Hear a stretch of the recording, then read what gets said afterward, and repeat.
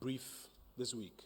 You remember last week we mentioned that a number of activities are taking place. A lot of international organizations are coming to town for various conferences at a time when the entire world is trying to reboot. The Ghanaian economy is rebooting as well. And so from this week, I'm sure you see the African Development Bank annual meetings. Last week, you saw the International Trade Center team in town, and we should expect a lot more of it. But this afternoon, we have some worrying news that we want to share with you, and through you, with the people of Ghana and all persons in the Ghanaian jurisdiction. This afternoon, and this is quite rare because we usually don't have officials of the national security apparatus coming and engaging. This afternoon we have the Chief Director, Mr. Lawrence Azuma, who is here with us. We've also got the Deputy National Security Coordinator, Mr. Edward Asumani, who is also here with us.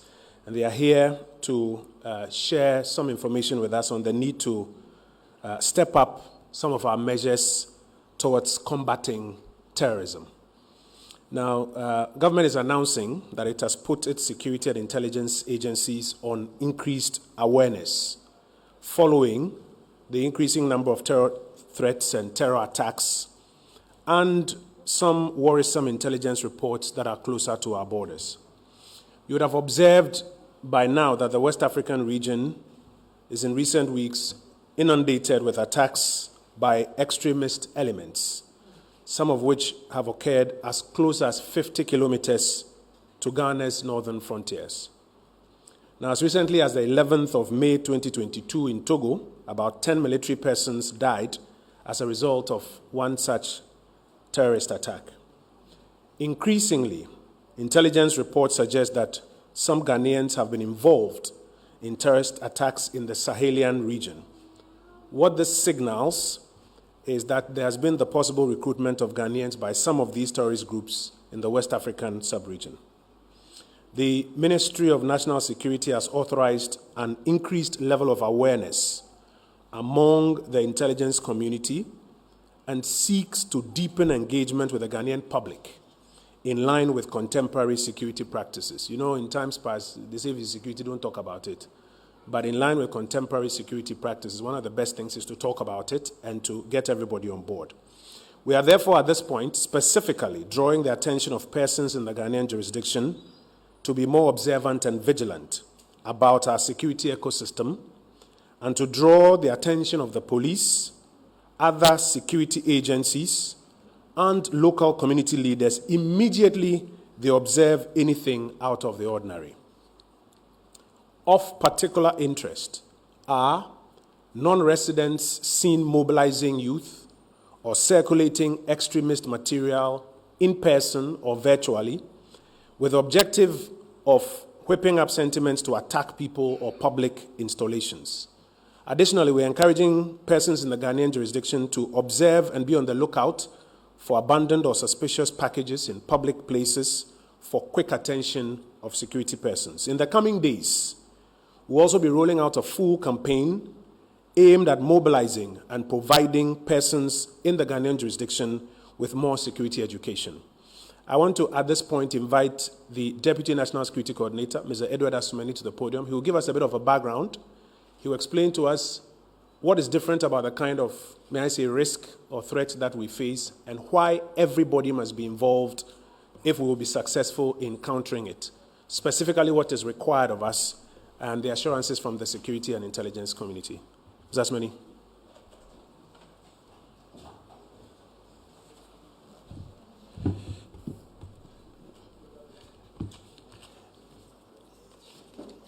Good afternoon and welcome to you all. On behalf of the Minister for National Security, let me say a big thank you to the Honorable Minister for Information and also say a big thank you for the great service that he does for this nation.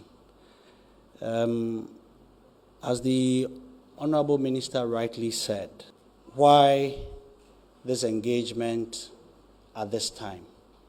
Within the first quarter of this year, on the continent, we've experienced about 346 terrorist attacks. Out of these, 49% of them has occurred in the West African sub-region. This clearly indicates that the sub-region has become a hotbed for terrorism. As the Honorable Minister also indicated, not long ago, Togo, our neighbor, was attacked. They lost 10 of their soldiers. And as the Akan proverb rightly says, when a neighbor's house is on fire, you prepare.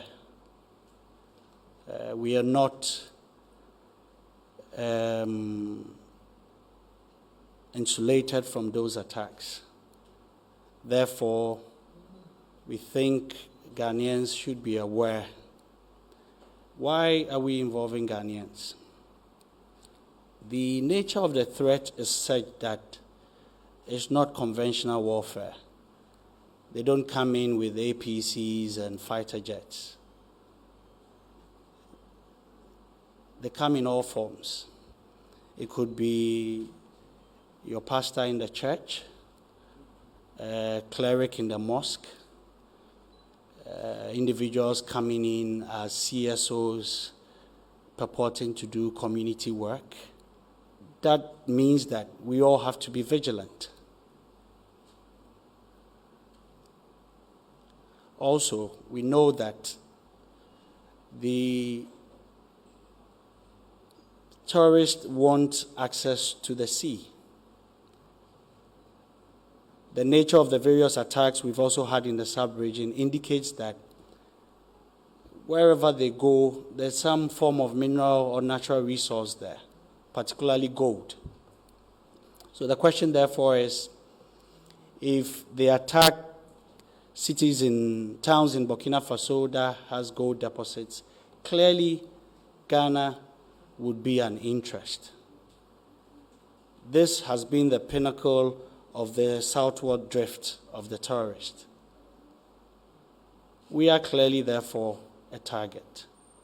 And that is why we are here today to seek the support of Ghanaians, that you need to help the security and intelligence agencies. You need to report any suspicious activity that you see. Let me also add that our study of the various attacks that is happening in the sub-region, they usually exploit existing fault lines. And when I say fault lines, what do I mean?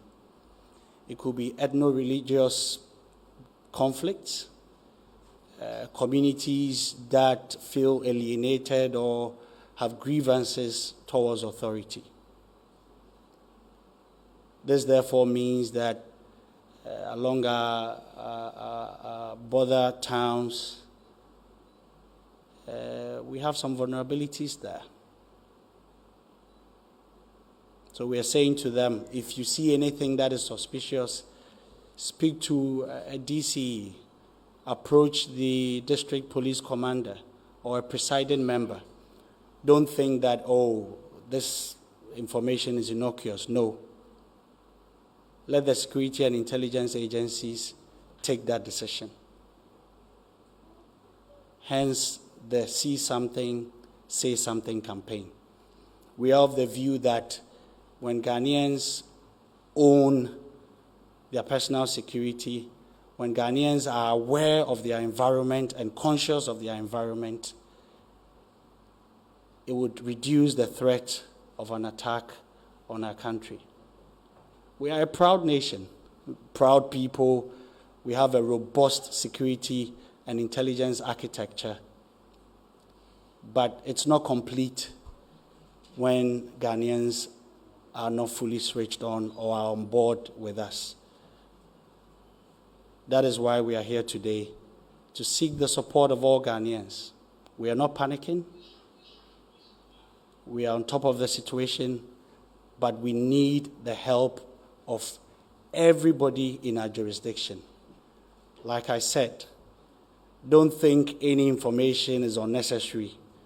Any happenings in your local community that you think, oh, this is a bit unusual, report it. We are launching this campaign on Tuesday. with the 999 number. All the police handles, Twitter, Facebook, all of them will be activated. When you ring, you don't even have to identify yourself, because we have some individuals who are worried about identifying themselves when they're giving information. You don't have to do any of that. Those who don't even want to do that, like I said, you can go to your DCE, you can go to a presiding member, the chief in your local community. Just draw the attention of somebody in authority. If we do this very well, we will all collectively reduce the risk that we face in the country. Thank you.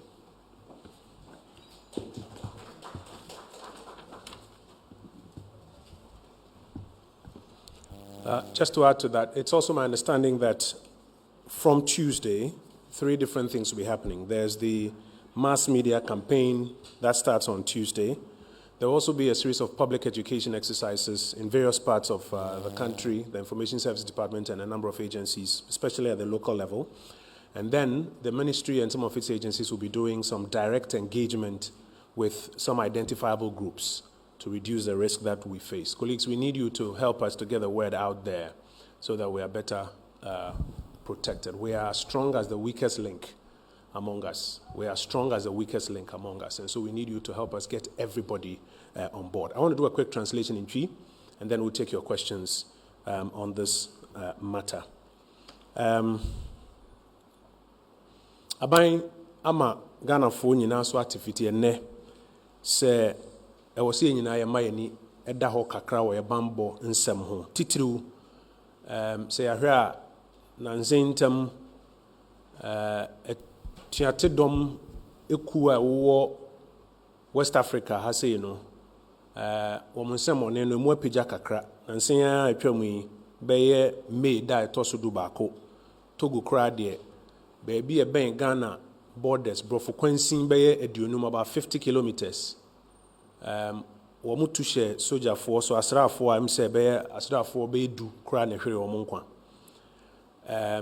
na wonom a edo masoto form TT bambo ho nsem they from intelligence agencies no ma so te say niema pa o mo hwehwe niema mienu pa o mo hwehwe ene say sa etuate dom ya o mo efi the abroni friend of Sahelian region siremu ankasa edeba a womo ebe de womo hwehwe pa ne se womo benya ekwan na womo ne epo ehia isan say yo etuate dom a womo gupo so pirates a womo so womo di djuma wo ho so womo tumi enya sa ekwan na womo hia womo nwuma ne mbe peja pa bio womo pe ba bia egudie wo amrawo form places with mineral resources and weak security and community architecture. Nti ya baby gold go kakra diamond wo kakra yankasa ye ho no kra na yenhu so hwe kakra na ho no ya na omo hwe sanse ho no omo nya sika de to atuo ne niema om de omo niema no. Nti bibia kire se sesei no omo ya ben pa na no na mpanimfo esre se e wo se nyinara na ye ma ni da ho kakra na titiru bibia wo behu ana wo bete a emfa da setna kwan so anything out of the ordinary no e wo se wo ma police for ana so da for ana se assemblyman ana se ohin mpanimfo wo bibia wo na so te aban emergency numbers 999 toll free emergency numbers 999 toll free eno so eye adwuma frɛ na sɛ wo hu bibia emfa da kwan so a ma o masonte na wo twe da enimi fiti banada akɔ no national security any agencies ahodo no omba be fi ase de wurubo no mu be peja ebio so wo be hu sɛ mpanimfo aba wo community mu a wo mo esre sɛ ye ne nkofo be di nhia na ye de afoto ne akwankyerɛ so ato hɔ ansana ekuwa ahodo ne mpotam ahodo bi wɔ hɔ a wɔn ani kɔ hɔ so a yɛpɛ sɛ nkomodi no mu pagya direct engagement sɛ no so wobɛhu sɛ ɔmbɛdi ɛho dwuma. Now we have the assurances of the security community that the ministries and agencies responsible for security will endeavor to protect lives and property across the jurisdiction, but they need our help to do that. ɔmo hyɛ yɛbɔ sɛ ɔmo de ɔmo bɛbɔ ɔmo ho mmɔden na mmom ɛwɔ sɛ yɛboa ɔmo na adwuma no ewie pɛyɛ. This is a summary of the brief. It's a good time to take your questions related to this matter. I'll ask for the microphone from the back, and between Mr. Asumani and myself, we'll do our best to respond to your queries. I can see you are eager to ask a question. Am I correct? Because your hand is going up. Can we have the microphone, please? So let's start, yes, with my brother in smoke. Are there any other takers? The first four. So 1, 2, 3. Are there any others? So let's start with these three. Yes, sir. Please identify yourself and let's hear your question. Good afternoon. My name is Paul Nyuja Dalafu, and I report for Daily Statesman. Honorable, thank you very much. And as a Ghanaian, we are worried about the terrorist attacks in our neighboring countries and the fact that Ghana is said to be the target, possibly.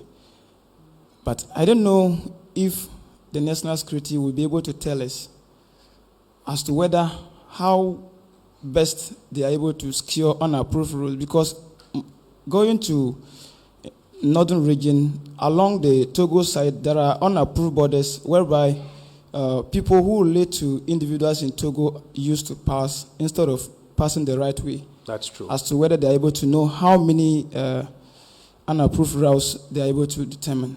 Thank you very much. Thank you very much. Thank you very much. So the question is, what are we doing about the unapproved entry and exit routes into the country as we seek to deal with the risks that we face? It's a solid question. Yes, sir. All right. My name is Eric Mawena Egbeta with TV3. There are a number of questions I want to ask. The first is a concern that has come up just this afternoon from the Ola Cathedral up in the northern region. The Most Reverend Father there sought to question the narrative from our national security ministers or national security operatives. And the suggestion was that it appears we're being boastful in terms of the fact that we're going to crush military insurgents who try to make their way into the country. He was raising concerns that we're being boastful and that could incense the individuals to want to target the country. And so what's the response to that concern that it appears we're being overly boastful in terms of dealing with the security threats? And then you raised, in your submission, you raised the concern that there are fears of a possible recruitment of some Ghanaians into some of these insurgency groups. Do we have an understanding of how many Ghanaians may have been recruited into these insurgency groups? And have we been able to identify these individuals to help in dealing with that? And then the last would be the alerts which went to the churches earlier on installation of CCTV cameras and employing of security personnel to the churches and the mosque. There are those who say that it was supposed to be confidential information to the churches and wasn't for public consumption. Is that really the case? As some say, it raises concerns of such confidential materials leaking to the public domain and thereby laying bare our plans in dealing with the terror threat. And then the last one will be... That makes 4 questions. Yes. In December last year, at the airport, there was a bomb scare where the army was expected to investigate that. Can we have some updates on that, even as we're asking citizens to come together to help us fight and deal with the threats of terror? Eric, thank you. There was another hand. Yes, sir. So I'll take, because he asked like 4, I'll take you as a final for this batch before we go for answers. Thank you very much. What's your name, sir? My name is Musa Lansawi, GH1 TV. Hi, Musa, go ahead. My question is in relation to what my brother asked in terms of the unapproved routes.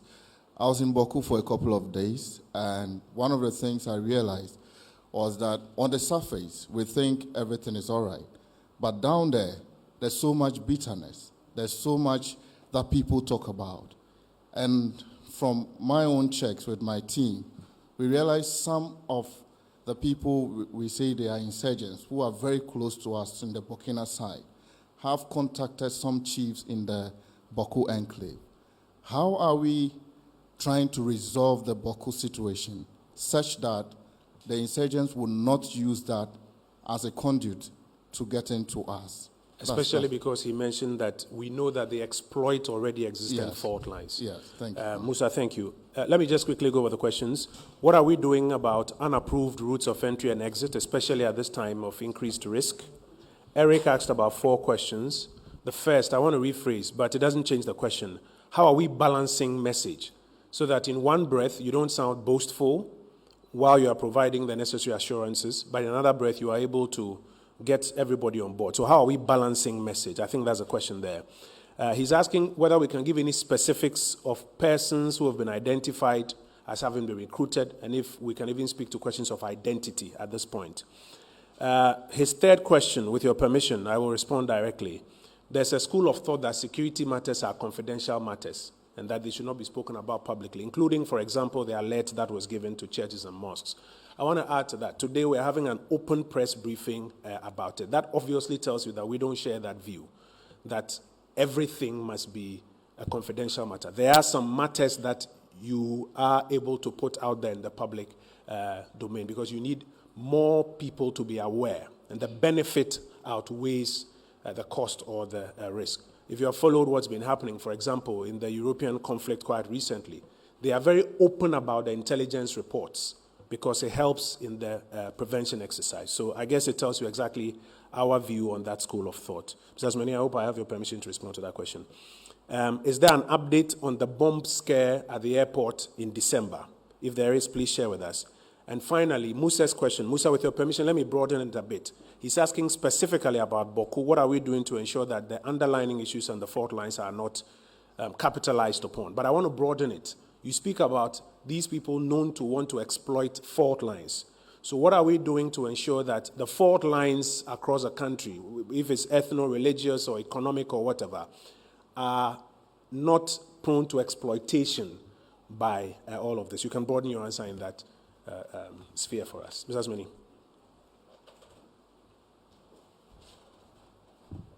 Thank you, Kojo. Paul from Statesman talked about the use of unapproved routes. For instance, along the Eastern Corridor, we're talking about some 600 kilometers. We are using technology, personnel have been increased, and patrols have also been increased. Why technology?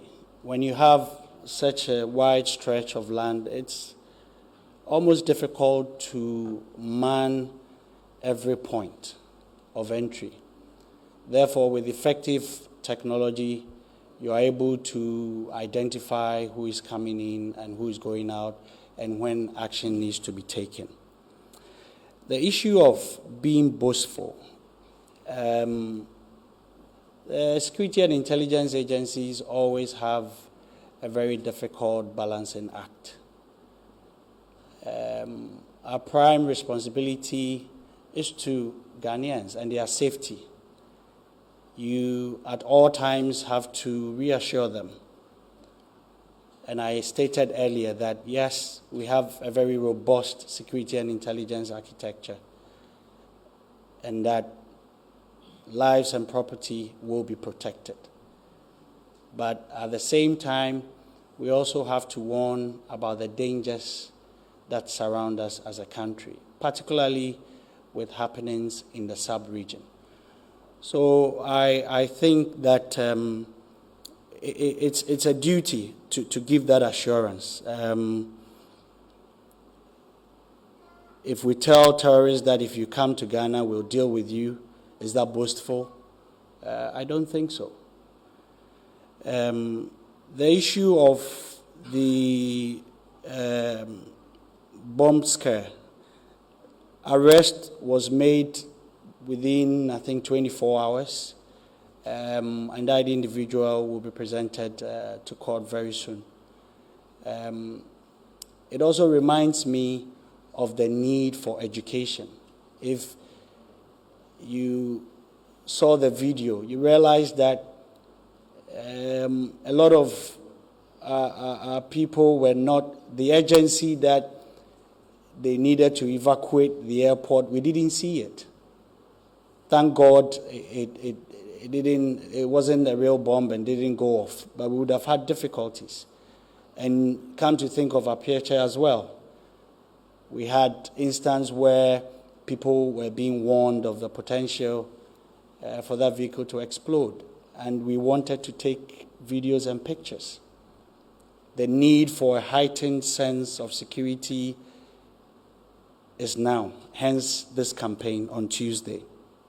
Musa GH1 talked about the Boko conflict. I stated earlier in my brief that clearly they use existing ethno-religious fault lines, and Boko clearly is an issue. If there's a need for us to unite as a people, this is the time. In terms of the measures, as you rightly, there's increased police presence there. There's increased community engagement to try and bring the two groups together, because we only have one Ghana. So government will continue to engage the parties and make sure that lives and property is protected. Thank you. There was a question about, do we have a number of persons who we know have been involved? Can we speak to questions about it? The idea of recruitment is a big one.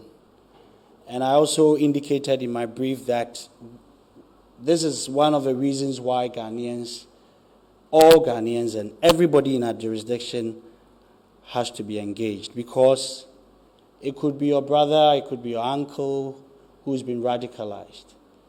We have a very effective monitoring systems with our partners and our embassies outside, and we are able to know who the Ghanaians who are involved. We also routinely try and rehabilitate some of them that we are able to bring back. So there's an effective strategy to make sure that, one, the recruitment doesn't happen, and two, even when it happens, the debriefing and the de-radicalization that goes on once they return is effective.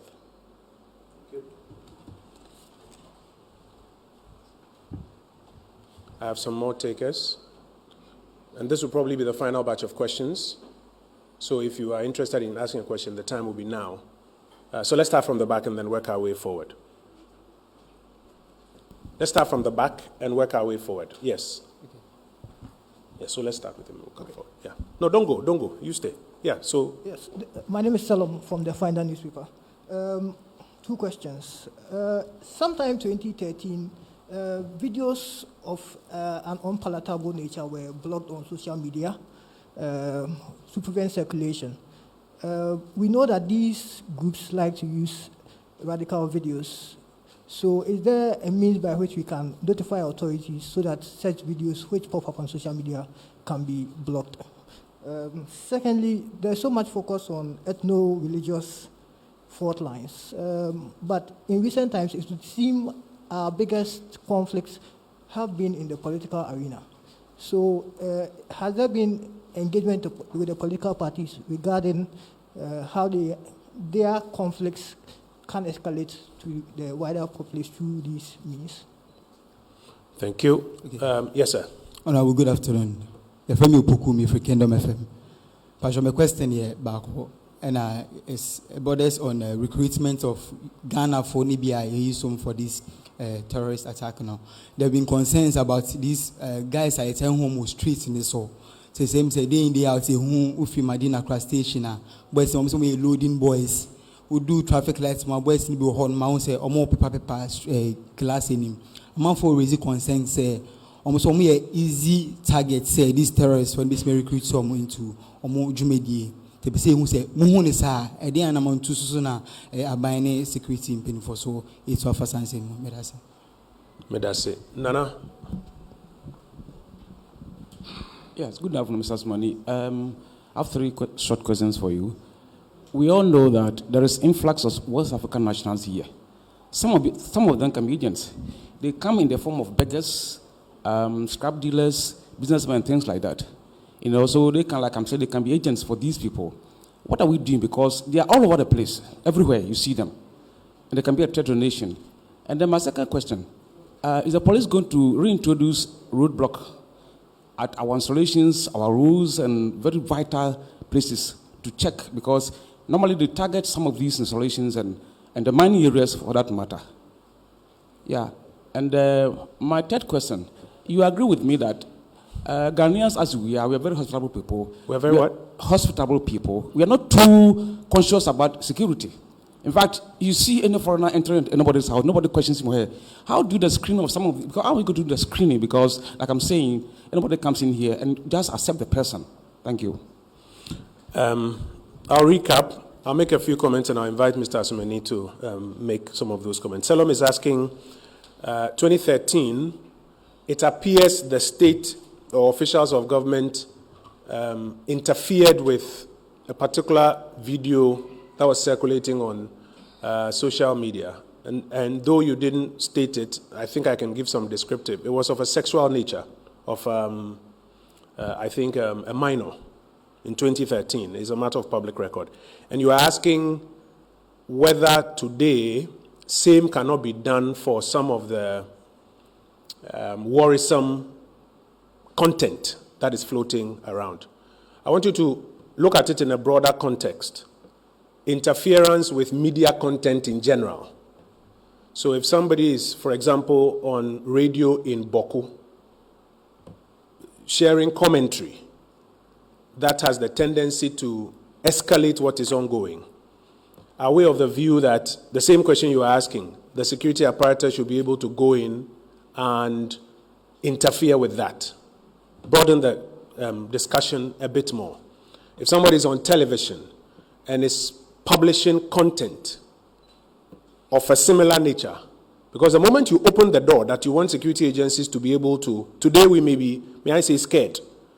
And so this is the question and the suggestion. But the moment you open the door that you want security agencies to be able to go in and interfere with content, you have a broader discussion on your hands. I just want to broaden the conversation a bit, even before Mr. Asumani responds. And whether even today with the social media protocols, it is still as easy as it was in 2013 to block the path or the signature of a particular video with all the different platforms. He would respond. I just wanted to provide some more context. Again, Salom talks about our seeming emphasis on ethno-religious issues. But you recall we also mentioned economic, that they are economic, and you have introduced political worries. The National Peace Council is doing a lot of work in that area. The democracy promotion agencies and CSOs are also doing a lot of work in that area.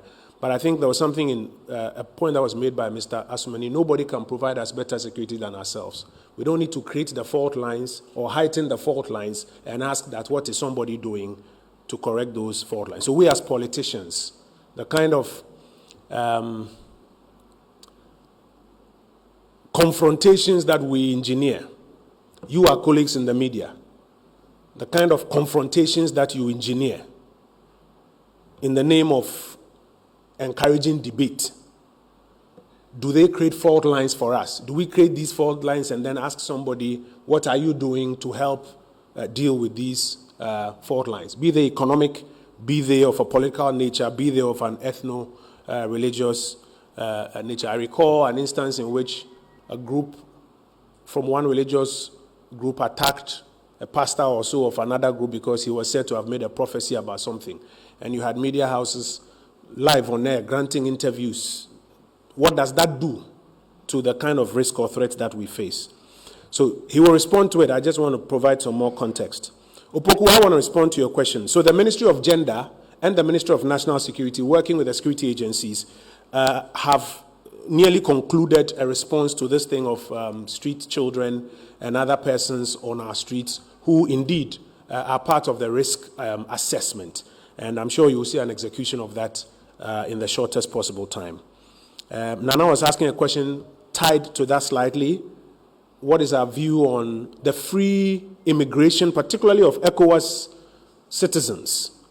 Now, at this time when we speak of these risks, what is our view of this and what are we doing to balance at the same time? He's also asking whether we should expect to see increased police and security presence on our streets in response. It will be good to get your view on that one. And he makes the point that Ghanaians are naturally not security conscious. How do we achieve that? But I guess that's what we are doing with you and through you. That you have to help us to get the word out there and to make it a serious matter. And I'll end on this. When we say to make it a serious matter, I recall about a couple of years ago when we released from this ministry a statement that some persons had been involved in plotting a coup and had gone ahead to test explosives at one of our beaches. And these persons had been rounded up and were going to be processed before court. You all saw what happened. There was a laughing matter in this country. Kitchen Cool Challenge. People were playing with it. Today, you've been following what's happening in the courts and the testimonies and things that are being laid before the courts. These things, colleagues, are not jokes. They are not jokes. In the countries where they have happened and they've taken lives, it's only after the lives are taken that people now come to the consciousness now, oh my word, we were playing with something. They are not jokes.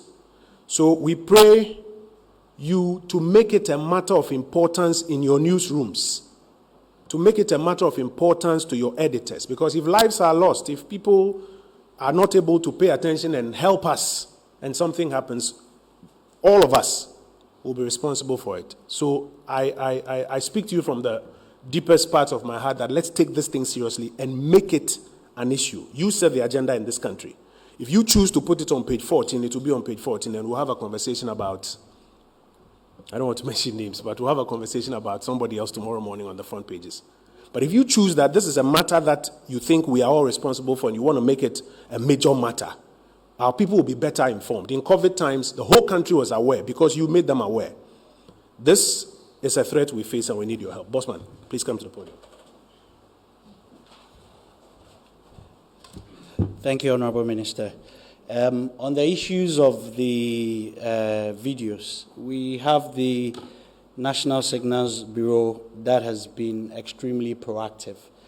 They would usually not announce when some videos are taken down or persons are arrested.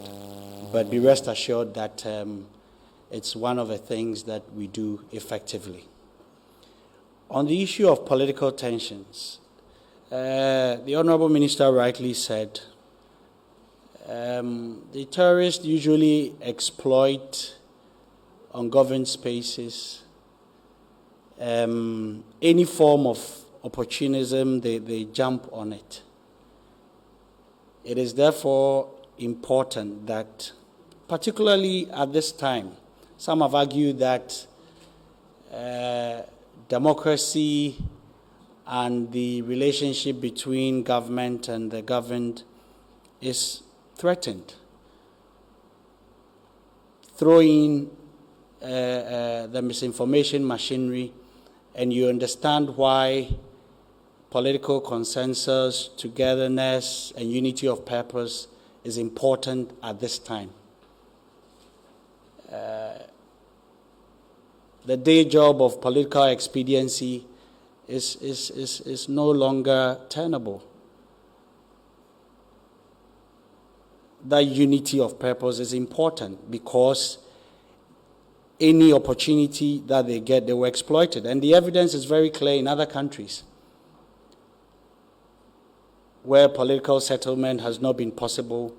It's resulted in lawlessness and has been existential to the state. So that was an important question. Kweku from Kingdom talked about streetism. I think the Honorable Minister dealt with it effectively. The idea of vigilance and the creation of holding centers, because the problem is that most of these are minors.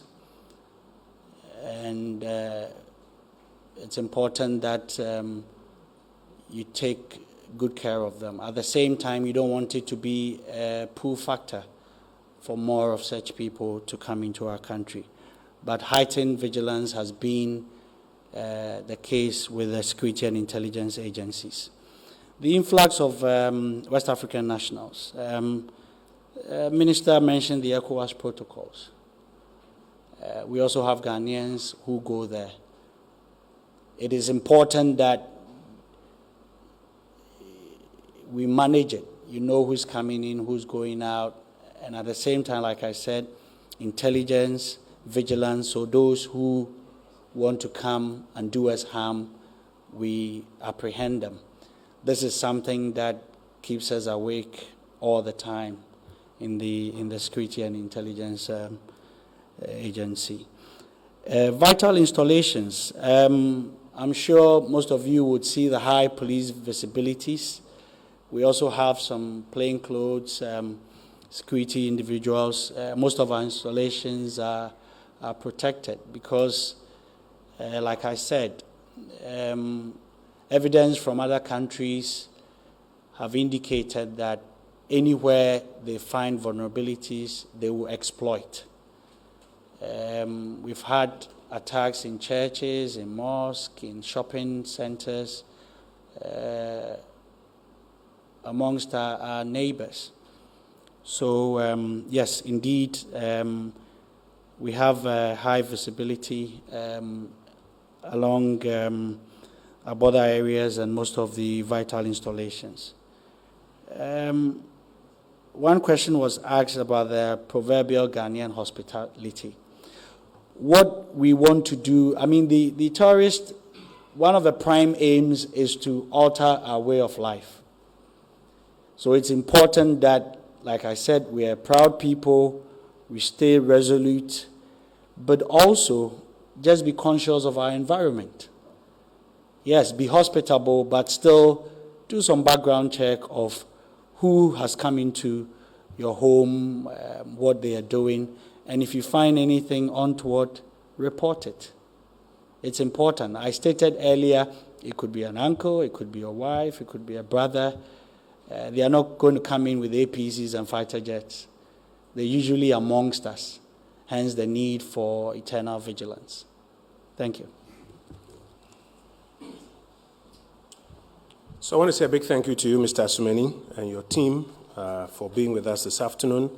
Mr. Azuma, I want to thank you for being with us. Colleagues, we are in your hands, and we pray you to help us get the word out there. Later during the week, we'll engage on some other matters. Thank you very much for being with us this afternoon. So Tuesday, 10 a.m., forecourt of the Ministry of National Security. Please do join us as we roll out in some more detail some of these activities. Tuesday, 10 a.m., forecourt of the National Security Ministry. Don't come and hide there and take pictures. So you come. Come openly. Okay? All right. We'll see you.